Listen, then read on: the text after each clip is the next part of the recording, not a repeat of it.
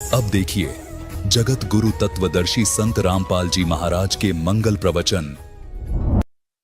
परमपिता परमात्मा पूर्ण ब्रह्म सारी सृष्टि के रचनहार कबीर देव कबीर साहेब कबीर परमेश्वर जी की असीम रजा से आप सभी पुण्यात्माएं सत्संग सुनने के लिए उपस्थित हुए।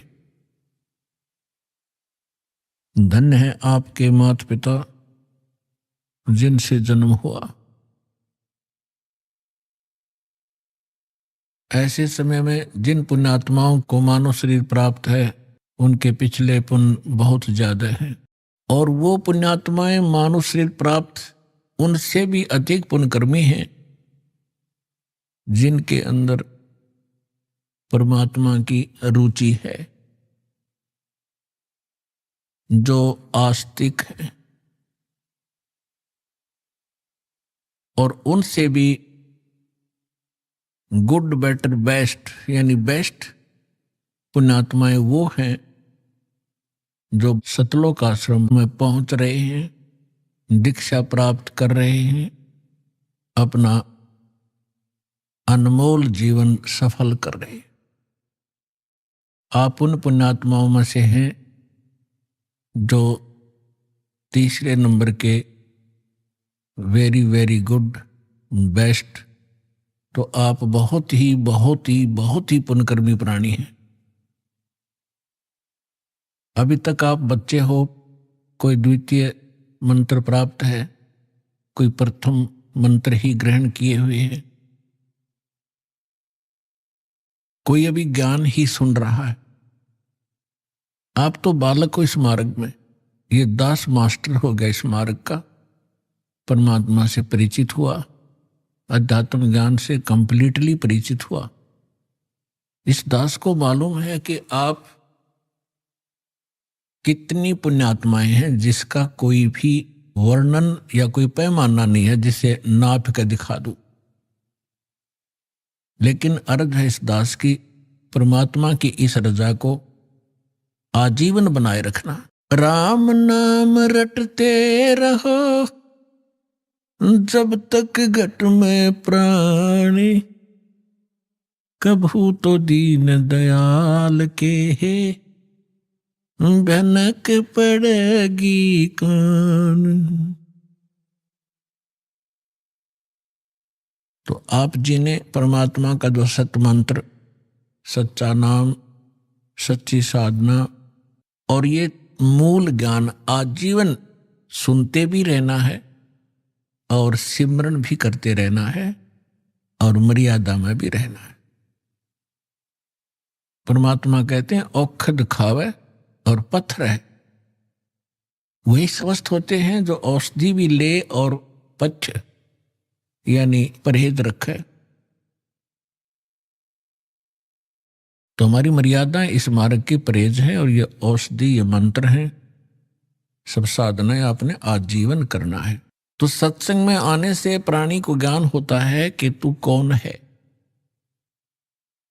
और ये जन्म और मृत्यु जिसको आप असंख्य जन्मों से झेल रहे हो, इससे पीड़ित हो, इसका रीजन क्या है, कारण क्या है।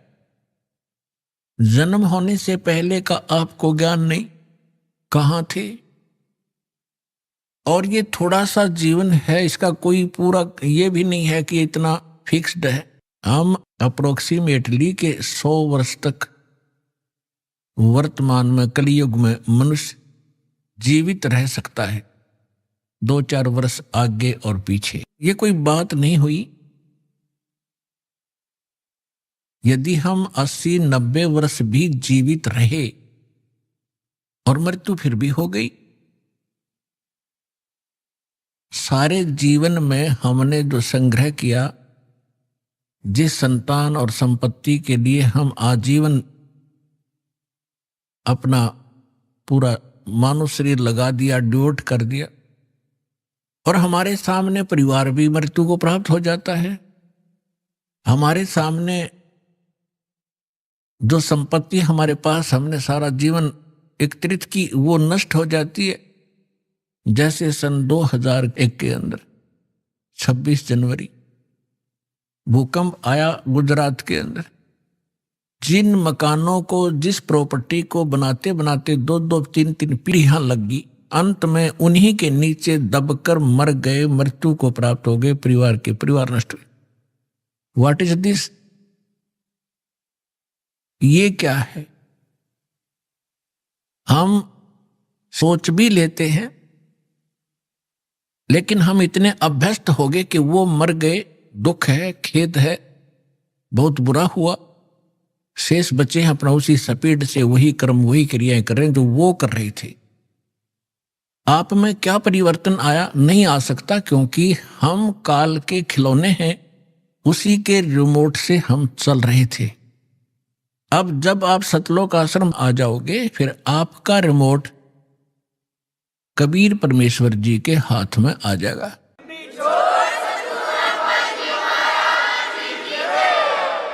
फिर उस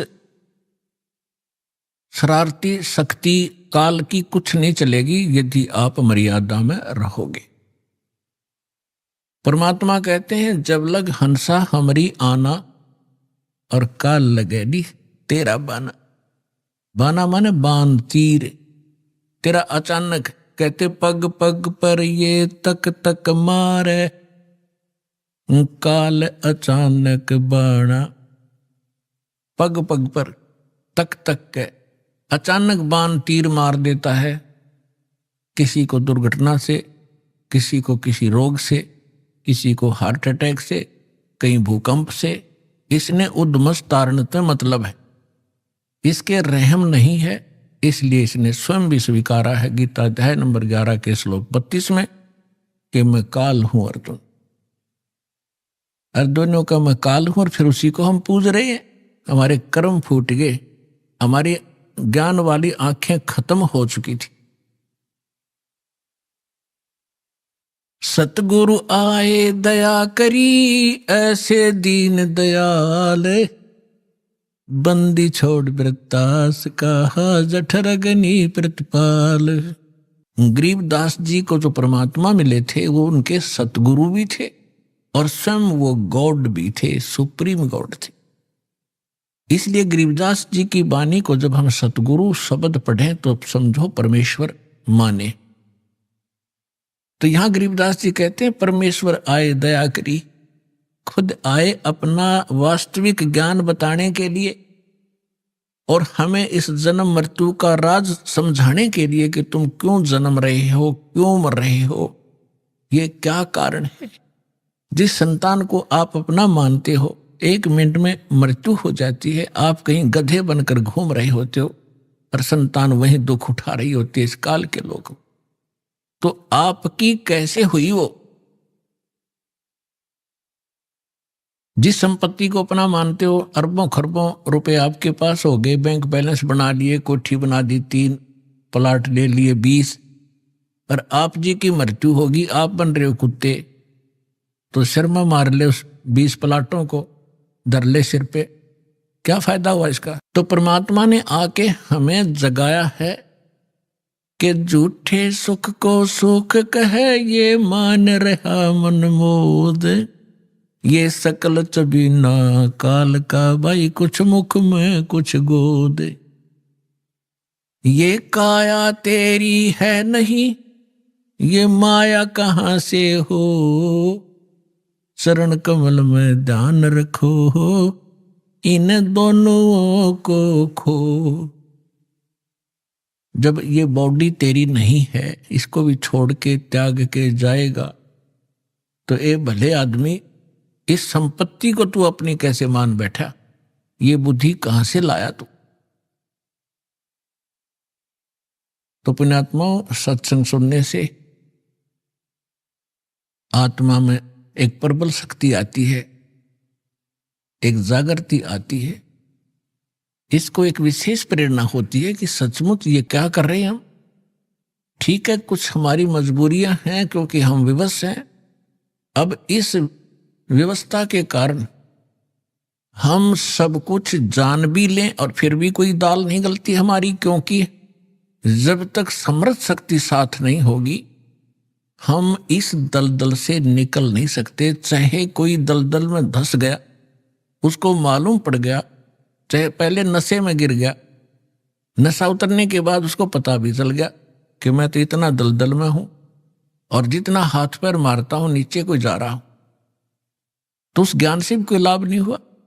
उसको निकालने वाला बाहर चाहिए, दलदल से बाहर, और उसके बांध कर रस्सा घसीट के बाहर डाले। तो आप और हमारे साथ भगवान ऐसे करेंगे। पहले आपका नशा उतारेंगे कि तुम कहां बैठे हो, क्या कर रहे हो सारा जीवन, और उद्देश्य क्या था इस मनुष्य जीवन का। और फिर ये सतनाम का रस्सा आपका बांध देंगे काखा के नीचे, और फिर घसीटेंगे आपको, इसे बाहर निकालेंगे धीरे धीरे। ऐसे निकालना पड़ेगा कहीं आपको दुख भी ना हो, और सतलोक जाकर बैठा देंगे आपको। तो वहां जाने के बाद पता चलेगा सचमुच हम सतलोक आ गए। ऐसी दया बख्शेंगे आपके ऊपर यदि आप ऐसे भक्ति करते रहे।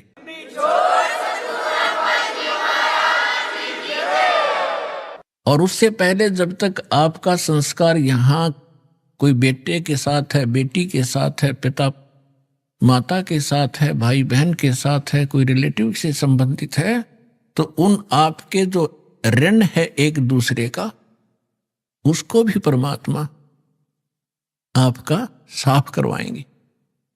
इसी जन्म में ऐसे तरीके से आपको यहां से ऋण मुक्त कराएंगे, आपके संस्कार खत्म किए जाएंगे, ताकि आपका फिर पुनर्जन्म यहां ना हो। तो उसके लिए मर्यादाएं बताई हैं। इन मर्यादाओं का आप जी पालन कीजिए और अपने संस्कार घटाइए। हम आज तक अपने संस्कार बढ़ा ही रहे हैं। कोई रिश्वत लेता है, कोई मिलावट करता है, कोई झूठ बोलता है, कोई चोरी करता है, कोई अन्य बकवाद करके हम अपने संस्कार बढ़ा रहे हैं। जैसे आज आपने किसी से रिश्वत ले ली, चोरी कर ली, आपने उसका देना पड़ेगा। तुमने दरगाह का मैल नहीं देखा, धर्मराज के तिल तिल का लेखा। तो वो भोगने के लिए भी कोई उसका गधा बनेंगे, किसी का बैल बनेंगे, किसी की भैंस बनेंगे। दूध नहीं देंगे तो इंजेक्शन ठोकेंगे, ना लठ मारेंगे, और सारा पाई पाई पूरा करना पड़ेगा आपने। ऐसी समस्या, ऐसा ये झंझट मूर्ख आदमी मोल लेगा जब ज्ञान हो जाएगा। अनजान पड़ने की गलतियां माफ होती हैं, परमात्मा क्षमा करेंगे। प्रसंग परमात्मा का चल रहा है। आज सुबह के सत्संग में भी आप जी को यही ज्ञान सुनाया गया था कि परमात्मा, सबसे पहले हमने भगवान को पहचानना पड़ेगा, और भगवान के पहचानने के लिए हमने कुछ आधार बनाना पड़ेगा। आधार दो दास ने बताए हैं कि एक तो थ्योरी, एक प्रैक्टिकल। अपना प्रैक्टिकल ना हो तो किसी और ने कर रखा हो और हमने भी वैसे ही करना है, तो जो उसका रिजल्ट थ्योरी से मिल रहा है तो आपका भी मिलेगा। आप ऐसे करो। हमारा जो सिलेबस है, जो हमारा थ्योरी है, वो हमारे सदग्रंथ हैं सभी पवित्र धर्मों की। पवित्र चारों वेद, पवित्र श्रीमद् भगवत गीता, पवित्र 18 पुराण, पवित्र श्री गुरु ग्रंथ साहिब, पवित्र कुरान शरीफ, पवित्र बाइबल। पवित्र बाइबल जो है 3 पुस्तकों का संग्रह है। 3 पुस्तकों, जबूर, इंजिल, तौरात, कुरान इनसे अलग है। तो ये पवित्र जो सदग्रंथ हैं, ये हमारा आधार है भगवान को पहचानने और जानने का। तो इसी के आधार से और इससे हटकर जो विशेष ज्ञान है, जो स्वयं परमात्मा के द्वारा दिया गया है, प्रभु दत्त है, वो है सच्चिदानंद घन ब्रह्म की वाणी, यानी कबीर वाणी। कबीर शब्दावली, कबीर सागर, कबीर बीजक, कबीर दोहावली, और उसके साथ साथ उन महापुरुषों के एफिडेविट रूप अमर वाणी, जिनको परमात्मा मिले, जिन्होंने अपना प्रैक्टिकल उसमें लिखा, अनुभव लिखा है। आदरणीय धर्मदास साहिब जी, आदरणीय मुलुकदास साहिब जी, आदरणीय नानक साहिब जी, आदरणीय दादू साहिब जी, आदरणीय गरीबदास साहिब जी, गांव छुरानी, जिला झज्जर, हरियाणा वाले, आदरणीय गीसा दास साहिब जी, गांव खेखड़ा, जिला बागपत, उत्तर प्रदेश वाले।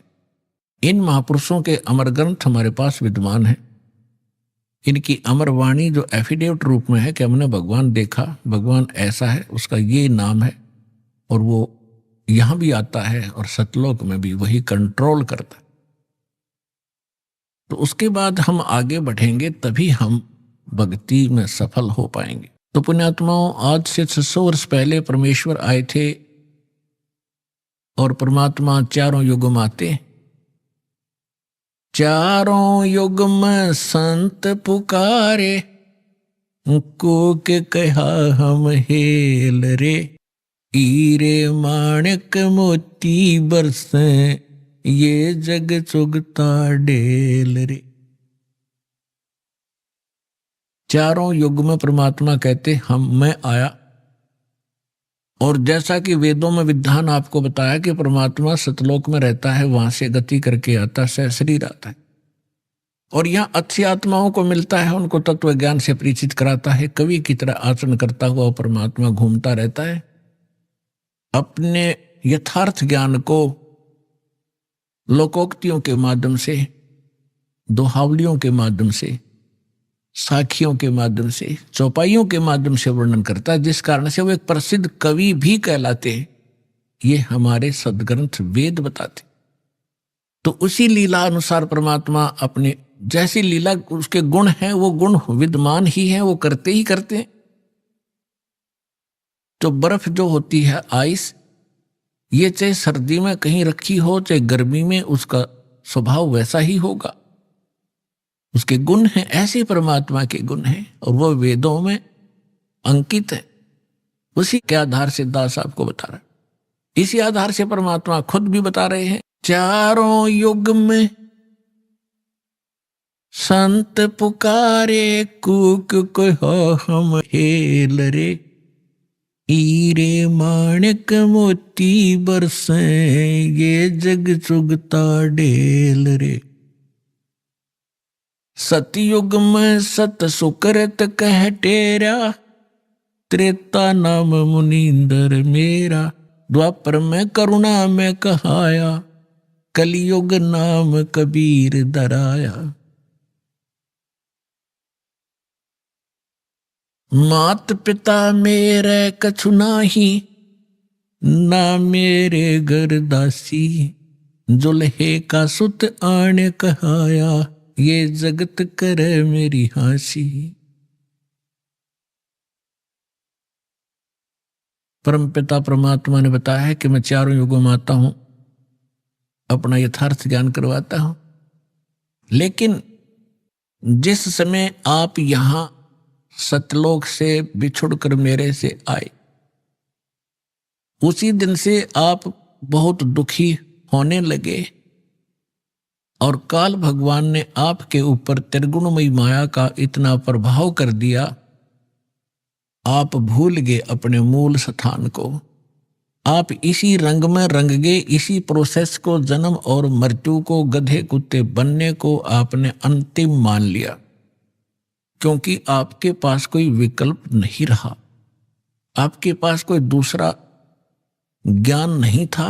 ये अज्ञान आपके हृदय में ठोक ठोक कर भरवा दिया काल भगवान ने। जिस समय आप यहां सतलोक से बिछुड़कर मेरे से आए, उसी दिन से आप बहुत दुखी होने लगे, और काल भगवान ने आपके ऊपर त्रिगुणमयी माया का इतना प्रभाव कर दिया, आप भूल गए अपने मूल स्थान को। आप इसी रंग में रंग गए, इसी प्रोसेस को, जन्म और मृत्यु को, गधे कुत्ते बनने को आपने अंतिम मान लिया, क्योंकि आपके पास कोई विकल्प नहीं रहा, आपके पास कोई दूसरा ज्ञान नहीं था। ये अज्ञान आपके हृदय में ठोक ठोक कर भरवा दिया काल भगवान ने। अपने आत्माओं, अब 3 युगों के अंदर जीव पार कम होते हैं, और चौथा युग जो कलयुग आता है, और उस कलयुग का भी ये प्राइम टाइम है। इसको बिचली पीढ़ी कहा है परमेश्वर ने। परमात्मा ने कलयुग को 3 चरणों में बांटा है। प्रथम चरण वो है जो परमेश्वर स्वयं आए थे, और ये पिछली पीढ़ी है, इसको दूसरा चरण है। और अंतिम जो लास्ट चरण है कलयुग का, तो इन तीनों को बांटा है परमात्मा ने, क्योंकि प्रथम चरण के अंदर ये जीव घने दुखी नहीं होते। पहले वाले युगों की तुलना में तो दुखी होते हैं, लेकिन इतने नहीं होते, इतनी जलालत नहीं भरती जितनी अब भरगी हमारे अंदर। इसका कारण क्या है ये बताएंगे आपको। अब परमात्मा ने, जब हम यहां आ गए, हम मरने लगे, जब हमें बहुत दुख हुआ। क्यों मर रहे? एक व्यक्ति के बारे में बताते हैं, एक राजा बना और लाख वर्ष तक जीवित रहा, लाख वर्ष तक राजा ही रहा, और मरने लगा। जब उससे यमदूत लेने आए तो उसने कहा, मुझे एक सांस और दे दो। यमदूतों ने कहा कि खबरदार, एक सांस भी लिया। उसने कहा, तुम मेरी सारी पृथ्वी ले लो, मुझे कुछ जीवन दान दे दो। उन्होंने कहा कि हम ये नहीं कर सकते, तेरा समय आ गया, तू चल। तो हम मरना क्यों नहीं चाहते?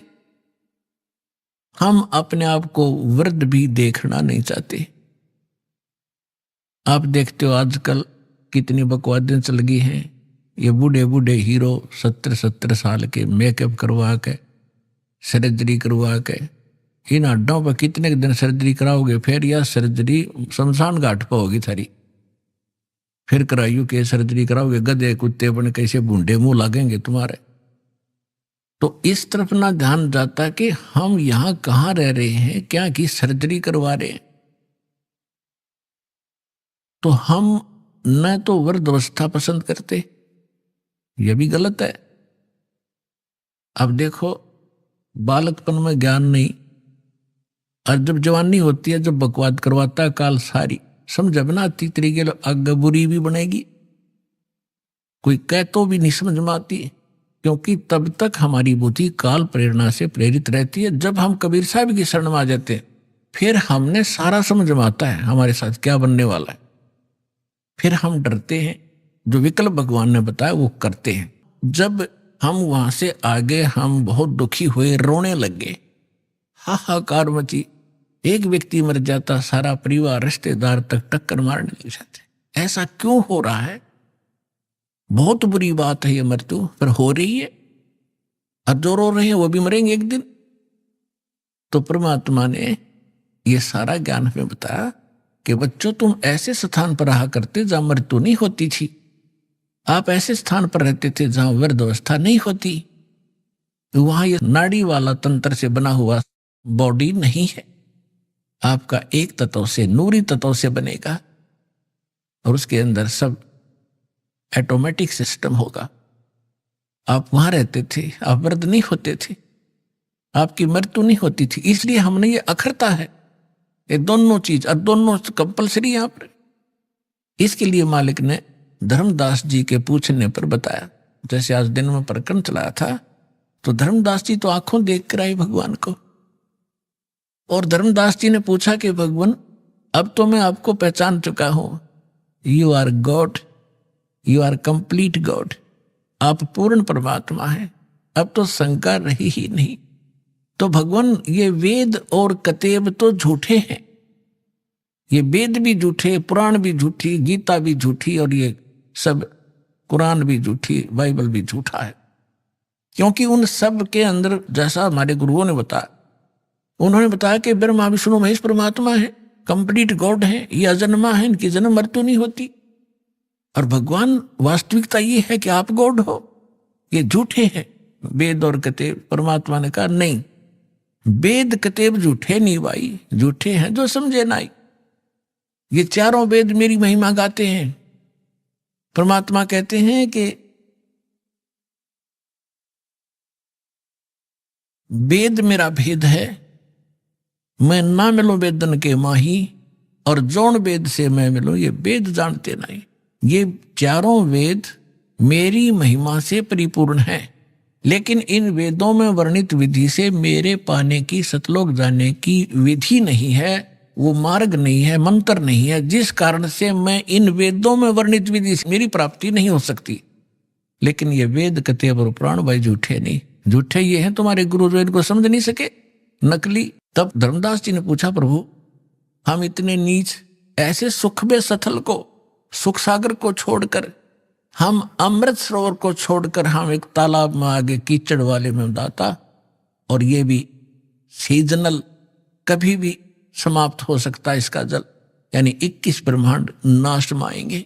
हे दाता, फिर आपने हम पर कैसे दया करी, आपने कैसे दया करी हम नीच प्राणियों पर दाता, आप कैसे आए, किस लिए, क्या कारण हुआ आपने यहाँ हमें फिर भी आने का। परमात्मा ने कहा, भाई आप मेरी आत्मा हो, चींटी से लेकर हाथी तक। आज जितने भी काल ने आपको बांट दिया, हिंदू मुस्लिम सिख ईसाई ना जाने कितने धर्म बना दिए और नाना प्रकार की पंथ बना दिए, एक दूसरे के दुश्मन बना दिए, जीव को जीव खा रहा, पशुओं की तरह मनुष्य पशुओं को खा रहे, तो ये सभी मेरी आत्माएं हैं। अपने का दुख अपने को होता है, जिसको तुम भगवान मान बैठे ये भगवान नहीं है, ये स्वयं काल है, खुद कहता मैं काल। और आपको दिखता है कितनी सुविधाएं दे रखी हैं, अच्छी बढ़िया काजू किस्मत सेब संतरे खाने को है, कनक है, चावल बासमती है, शुगर बना ली, सारा बढ़िया काम कर रखा है, बढ़िया हवा चलती है। तो ऐसे लगता है जैसे बड़ा दयालु है परमात्मा, जिसने हमारी इतनी केयर टेक की हुई है। और जब ये मारता, जब कहाँ जाती है इसकी दयालुता। परमेश्वर ने कहा तुम कसाई के लोक में रह रहे हो, ये कसाई है। परमात्मा ने इसको काल कसाई कहा है। काल कसाई हसत है, सर्व लोक को खाए, और अंकुश निर्गुण नाम का सतगुर दर पकड़ा जाए।